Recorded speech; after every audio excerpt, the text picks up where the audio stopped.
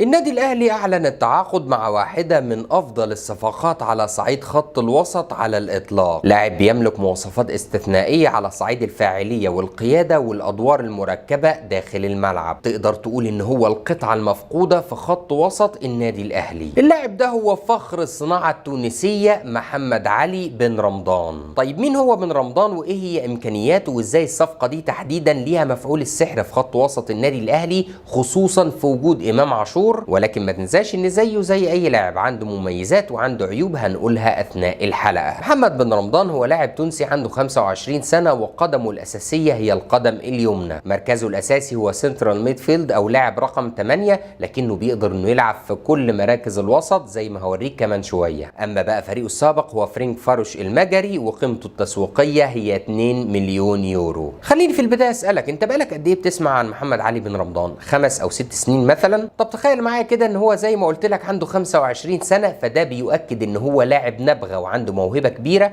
من وهو صغير. وده مش كلامي، في عام 2020 الكاف عمل تقرير عن ابرز المواهب اللي هيكون لها شأن كبير في القاره الافريقيه، وكان على رأسها محمد علي بن رمضان. وعشان نوضح امكانيات محمد علي بن رمضان واهميته في خط وسط النادي الاهلي، تعال انا وانت سريعا نروح لمشواره وبدايته، علشان ده اللي هيبين لك امكانيات اللاعب وقدراته. بن رمضان واحد من ابناء الترجي، اتصعد للفريق الاول وهو عنده 18 سنه فقط. بدايته مع الترجي كان صانع العاب صريح، وده بسبب قدرته الكبيره على صناعه الفرص وكشف زوايا الملعب. وانت قاعد بتتفرج عليه تحس ان انت متمزج، ما شاء الله معلم في وسط الملعب. ولكن بعد تولي الكابتن معين الشعباني قياده نادي الترجي بدا ان هو يرجعه في المركز رقم 8 او اللي هو البوكس تو بوكس، وده علشان لاحظ ان الورك ريت او المجهود البدني بتاعه عالي جدا، فبالتالي يقدر يقوم بمهام المركز ده، يعمل المسانده الدفاعيه وايضا التكمله الهجوميه داخل ال 18. وده برضو اللي رصده محلل الاداء بتاع فرنكفاروش المجري في اول مباراه لمحمد علي بن رمضان مع فريقه الجديد اللي هنتكلم عنه كمان شويه. لكنه رصد معدل جهد محمد علي بن رمضان وقال ان هو الاكثر ركضا في المباراه ب 13 كيلو متر. وكمان نال اشاده من المدير الفني الروسي ستانيسلاف تشيرشيسوف، واللي اطلق عليه صاحب الثلاث رئات. اذا الراجل ده صانع العاب، حافظ زوايا الملعب، بيقدر ان هو يصنع ويسجل. وبعدين تحول للاعب رقم 8، بدأ انه يشارك في بناء الهجمه والطلوع بالكره وكمان ارسال الكرات الكاسره للخطوط. وفوق ده كله ما شاء الله عليه مجهوده البدني كبير جدا. مش بس كده، ده بن رمضان لعب كلاعب ارتكاز او في الرقم 6 مكان مروان عطيه، وصحيح ان هي مش حتته، لكنه عارف مواصفات المركز ده كويس جدا وعارف الدستروير والبيلدر. خليني اقول لك بقى صديقي العزيز انه حسب ترانسفير ماركت فمحمد علي بن رمضان لعب في مركز الدستروير او المركز رقم 6 12 مباراه كامله، ولعب 11 مباراه كصانع العاب، ولعب 4 مباريات كوسط ايسر او ايمن. اما بقى المركز الاساسي بتاعه اللي هو رقم 8 لعب فيه 87 مباراه مع نادي الترجي. اثناء الفتره دي يا صديقي العزيز محمد بن رمضان تعرض لضغوطات شديده جدا وهو صغير في السن، لانه بيلعب لفريق لا يعرف سوى لغه الالقاب وعنده جماهير كبيره واتحط تحت ضغط. وبما انه لاعب قيادي وبيملك كل المواصفات فاصبح قائد الترجي وهو ما كملش 23 سنه. انت متخيل؟ بس انا عاوزك تركز معايا عشان كل التفاصيل الصغيره اللي بنقولها دي هنبني عليها كمان شويه ليه النادي الاهلي اختاره وتوظيفه طبعا في الملعب. خليني اقول لك كمان يا صديقي العزيز ان بن رمضان لاعب يطارد الالقاب، قعد مع الترجي 5 سنين، قدر ان هو يحرز العديد والعديد من الالقاب. فاز بالدوري التونسي 5 مرات والسوبر مره، وفاز كمان بدوري ابطال افريقيا موسم 2018 2019. وده بقى يبين لك مدى قوه الشخصيه اللي موجوده عند اللاعب ومدى تحمله للمسؤوليه. مش بس كده، ده اخر موسم لبن رمضان مع الترجي كان بيتطور بشكل كبير جدا، وقدر ان هو يسجل 14 هدف في مختلف البطولات. وفي نفس الموسم ايضا شارك في فوز تونس التاريخي على فرنسا في كاس العالم 2022 ولعب اساسي في المباراه وظهر بمستوى رائع. ومن هنا بقى لفت انظار العديد من الانديه الاوروبيه ابرزها في فرنسا، ولكن اللي حسم الامر هو فرنكفاروش المجري. خليني اقول لك بقى ان من ضمن مميزات محمد علي بن رمضان انه لاعب مرن بشكل كبير، وده هيبان لك في حاجتين. الاولى ان هو بينسجم بشكل سريع، ومع اول مباراه مع فرنكفاروش ضد باكس في الدوري المجري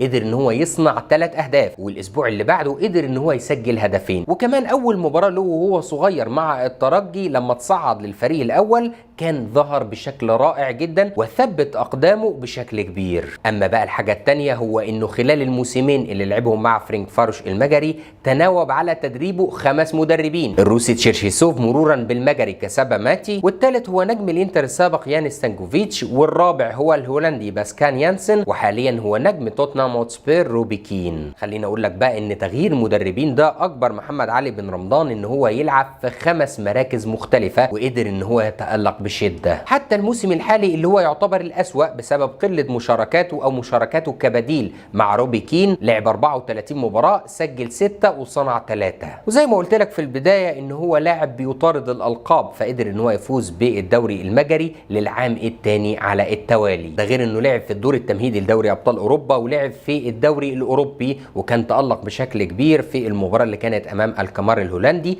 وسجل هدفين، وكان السبب في الفوز 4-3. وفي نفس الشهر قدر ان هو يفوز بجائزه افضل لاعب لشهر يناير الماضي. معلش انا طولت عليك في المسيره، لكن مهم جدا ان انت تعرف ان اللاعب ده فيه المواصفات اللي انت محتاجها وبتدور عليها. لاعب سوبر ما شاء الله عليه، قعد مع الترجي 5 سنين ومع فرينكفاروش 2 يعني مش لاعب بيقعد يتنطط، وسنه صغير ما شاء الله 25 سنه، فانت تقدر ان انت تبني عليه. ده غير بقى انه شخصيه قياديه وبيتاقلم سريعا وبيلعب في كل مراكز الوسط 6 و8 و10. هنعمل بوز هنا ونروح للنادي الاهلي عشان تدرك معايا اهميه محمد علي بن رمضان وازاي ان هو القطعه الناقصه في خط وسط النادي الاهلي. تعال انا وانت نرجع بالزمن لورا شويه. في وجود حمدي فتحي النادي الاهلي كان بيملك خط وسط ناري مكون من مروان عطيه وحمدي فتحي واليو ديانج. صحيح انه كان بيغلب عليه الطابع الدفاعي، لكن ده كان مطلوب في التوقيت ده لان كولر كان بيحرر الاطراف فيرسيتاو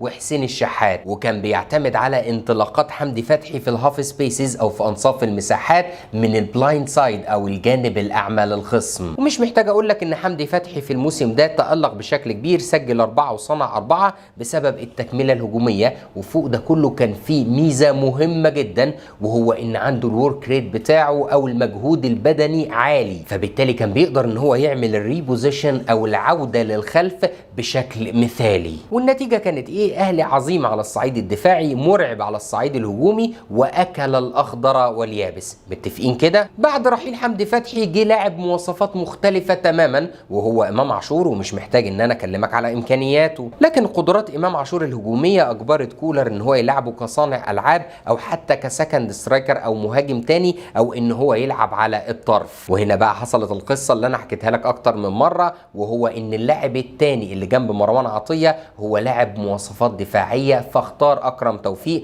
نظرا لقدرته على حمايه الخط الخلفي، وايضا علشان هو قادر على الضغط واسترجاع الكره وايضا تغطيه المساحات. والموضوع ده فعلا كان مهم جدا، لكنك في حاله حيازه الكوره انت تقريبا بتلعب ناقص لاعب. تعال اوريك. ادي اكرم قدام الزمالك في السوبر الافريقي واقف لوحده تماما، واللعيبه مش شايفاه اصلا، علشان لو بصيت له الكوره ممكن يضغط عليه هتبقى مرتده. كوره تانية واقف لوحده تماما، لكن نسبه فقدانه للكوره هتبقى اكبر، فبلاش يا عم عشان ما تبقاش مصيبه. وزي ما قلت لك انه الهدف الوحيد اللي سجله النادي الاهلي من ركله جزاء لوسام ابو علي كان في البدايه عباره عن ايه؟ برضه اكرم توفيق واقف لوحده تماما، الحمد لله حد بصاله الكوره، فبدا ان هو يعمل ال1 2 مع بيرسي تاو، حاجه غير متوقعه لان لعيبه نادي الزمالك ما بيقفوش اصلا مان معاه، وبدا ان هو يخترق ويروح على ال18 وصوب الكوره وحصلت ركله الجزاء. حتى في وجود عماد النحاس لما دفع بيه امام البنك الاهلي عشان يكون في صلابه دفاعيه في وسط الملعب، برضه ما كانش بيتمرر له الكوره. والنادي الاهلي في المباراه دي تحديدا هي اقل مباراه على صعيد صناعه الفرص بالنسبه لعماد النحاس. طب ما تيجي يا صديقي العزيز نبدل القطعه دي بلاعب يكون بلاي ميكر، او لاعب عنده القدره على كسر الضغط ويقدر ان هو يطلع بالكوره ويرسل الكرات الكاسره للخطوط، عشان زي ما انت بتقول يا عم شريف الراجل ده ما بيقدرش ان هو يطلع بالكوره ولا عارفين نبصيله. طيب ايه رايك في عمرو السوليه؟ اعتقد ان مفيش حلواني افضل من كده، وبالفعل عمرو السوليه ساهم في ان هو يصنع الفرص بشكل كبير ويطلع بالكوره وكمان يحرز الاهداف. لكن في المقابل كان عندنا مشكله كبيره جدا في الارتداد، الهدف اللي جه امام المصري بعيدا عن مسؤوليه كوكا وثنائي الدفاع واتكلمنا في الموضوع ده، لكن عمرو السوليه كان عنده مشكله في الارتداد لانه مروان عطيه هو اللي كان عامل الزياده الهجوميه. ده غير طبعا الشوارع اللي كانت موجوده في المباراه بتاعت بتروجيت. هتقول لي استنى يا عم شريف عندنا احمد رضا، هقول لك انت عارف اقتناعي باحمد رضا، كنت بقول لك اول ما الكره تيجي لاحمد رضا لازم تقوم تقف، لان هو هيعمل حاجه غير عاديه، وده اللي مطلوب من لاعب الوسط. لكن في المقابل عنده مشكله على الصعيد الدفاعي وايضا البدني، تشعر كده ان هو بيلعب بشوكه وسكينه. طب ما تيجي بقى يا صديقي العزيز اديك قطعه الشطرنج الناقصه في خط وسط النادي الاهلي. تخيل معايا كده لو اديتك لاعب رائع بمواصفات مهاريه غير عاديه، لاعب قادر على كسر الضغط والطلوع بالكوره وهيعوضك عن الجزئيه اللي انت مفتقدها في اكرم توفيق، لاعب عنده القدره انه يراوغ اكتر من لاعب في نفس الوقت. ما شاء الله بتتفرج على كابتن ماجد مراوغات وترنات وتغيير اتجاهات وقرارات عظيمه، وده وفقا لفلسفه ريفيرو هو اللاعب اللي هينزل جنب مروان عطيه كارتكاز تاني علشان يطلع بالكوره ويكسر الضغط. عاوزك تشوف ما شاء الله القوه وازاي بيحجز على الكوره وهي تحت رجله، وده بقى هيودينا لجزئيه تانيه. ما شاء الله طوله مع تكوينه الجسدي بيخليه ان هو يحافظ على الكوره بتاعته تحت ضغط. بص هنا داخل خناقه اللعيبه بتتساقط ما شاء الله وهو مكمل. بص هنا اللاعب بيحاول انه يوقفه، هو اللي فقد توازنه وده مكمل. لاعب بيتشعبط فيه هو ولا فارق معاه مكمل. وميزه القوه دي موجوده في اكرم توفيق ومش موجوده في احمد رضا اللي محتاج انه يشتغل بدني. كمان بن رمضان يقدر ان هو يعمل التمريرات الكاسره للخطوط بدقه شديده، ويقدر انه يغير لك الملعب ويعمل الكرات العكسيه، وكمان بيقدر ان هو يعمل التمريرات البينيه بشكل متقن، وده اللي بيفرق في المباريات الكبيره خصوصا قصاد الفرق اللي بتقفل الدفاع وبيرص الاتوبيس وبيلعب زون ديفنس. التمريرات اللي هي مش متوقعه هي التمريرات اللي بيقولوا عليها الاوت اوف بوكس، يعني هي اللي بتقدر ان هي تكسر كل التكتل ده بالاضافه كمان الى انه هيدي لك الجزء اللي انت افتقدته في حمدي فتحي وهو التكمله الهجوميه، لان محمد علي بن رمضان لاعب بيعشق التواجد داخل ال 18. بص هنا هو اللي معاه الكوره يبتدي يمررها ويخش داخل ال 18 تتلعب له هدف. هنا مع الترجي يعمل التكمله الهجوميه ويخش ال 18 ويسجل هدف. مع فرينك فارش متواجد في ال 18 بتتلعب الكره العرضيه بيسندها بدماغه بشكل رائع رغم ان هي جات له مش مستريحه يعني،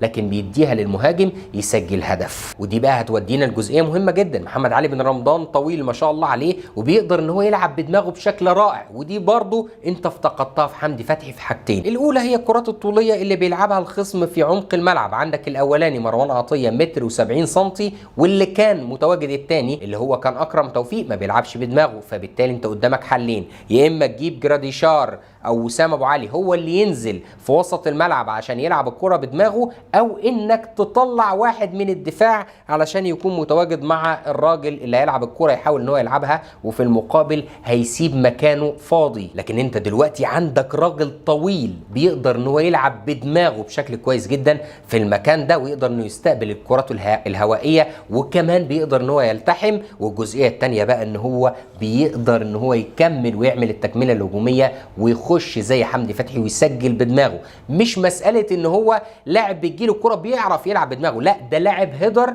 وبيسجل اهداف كتيرة جدا من ايام ما كان متواجد مع الترجي بدماغه. ده غير بقى صديقي العزيز ميزة التسديد من خارج منطقة الجزاء ما شاء الله عليه، يعني مرعب مرعب.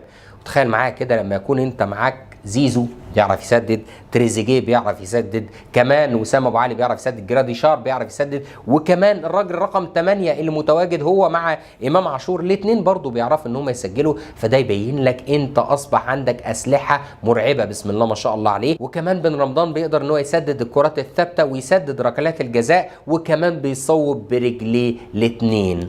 انت متخيل؟ اخر ميزه بقى فيما يتعلق بمحمد علي بن رمضان انه مش بس بيلعب في كل مراكز الوسط، لا كمان ده بيلعب كجناح. في خلال الموسم الحالي مع فرينك فاروش كان بيلعب كجناح ايسر، وكمان لعب كجناح ايمن بطول الخط، يقدر ان هو يخش ال 18 يبتدي ان هو يعرض الكرة او ان هو يلعب لك الباك باس. وده يا صديقي العزيز هيدي لك مرونة تكتيكية كبيرة جدا. تخيل معايا كده يا صديقي العزيز ان الدبل 8 بتوعك المتواجدين على الدايرة اللي هو محمد علي بن رمضان وايضا امام عاشور الاثنين قادرين ان هم يطلعوا بالكوره. ده بالاضافه كمان الى ان وراهم مروان عطيه برضو قادر ان هو يطلع بالكوره. ده غير بقى المثلثات اللي يقدر يعملها بمنتهى الاريحيه مع الظهير اللي اتكلمنا عن اهميته مع ريفيرو، وكمان مع الجناح يقدر يعمل السويتش معاه او حتى ان هو يخترق داخل منطقه الجزاء. نفس المثلث ده هيتعمل الناحيه الثانيه ما بين امام عاشور والباك ليفت اللي احنا مش عارفينه هيبقى مين، وكمان الجناح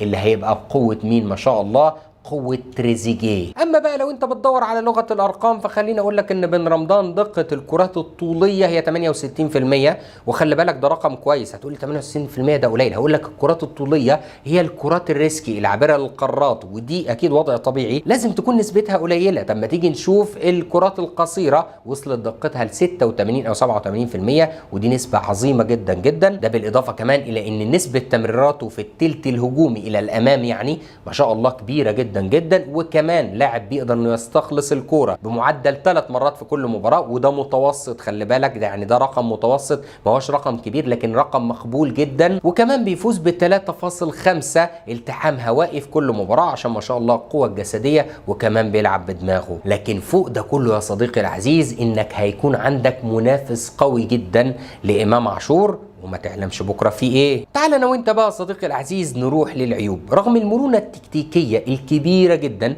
اللي بيتمتع بها محمد علي بن رمضان وما شاء الله عليه قدرته الهجوميه الكبيره، لكنه في المقابل انت برضه عندك الدبل ايت اللي انت متواجدين امام عاشور ومحمد علي بن رمضان، الاثنين عندهم ادوار هجوميه كاسحه مع طريقه ريفيرو والجيم الطاير ده كله. فانت خلي بالك الدفاع عندك هيبقى فيه مشكله، حاجه من الاثنين، يا اما تبتكر طريقه لعب تقدر ان انت تحمي بيها الخط الخلفي في حاله المرتدات وفي حاله عدم حيازه الكوره، زي مثلا ان انت تلعب بالظهير وهمي، او ان ريفيرو يعتمد على القدره على تسجيل عدد كبير من الاهداف. فلو تسجل فيه اهداف فعادي، الامور طبيعيه جدا. انا مسجل 5 دخل فيه هدف فما فيهاش ازمه كبيره. اما بقى العيب الثاني فهو له علاقه بامام عاشور. لما تيجي تقارن الاثنين، امام عاشور هو اكثر مهاره الدريبل بالكوره، يعني ما شاء الله عليه هو افضل، لكن محمد بن رمضان هو ابطا نسبيا من امام عاشور، وبالتالي نسبه فقدانه للكوره مع البطء احيانا ممكن تبقى زياده. واخر عيب بقى هو ان محمد بن رمضان شخصيه، وشخصيه كبيره، مش عايز اقول مغرور، لكن الشخصيه الكبيره دي يا صديقي العزيز لابد ان هي تواجه من مدير فني عنده قدره على التحكم في كم النجوم ما شاء الله اللي موجوده عندك، لان انت كده كده في ناس هتروح في المقصله وفي ناس هتبقى موجوده على الدكه. فلازم المدير الفني يكون عنده قدره كبيره جدا على ان هو يملى عين كل اللعيبه دي، وما يكونش طيب ولا يكون مش عارف ايه، مفيش الكلام ده.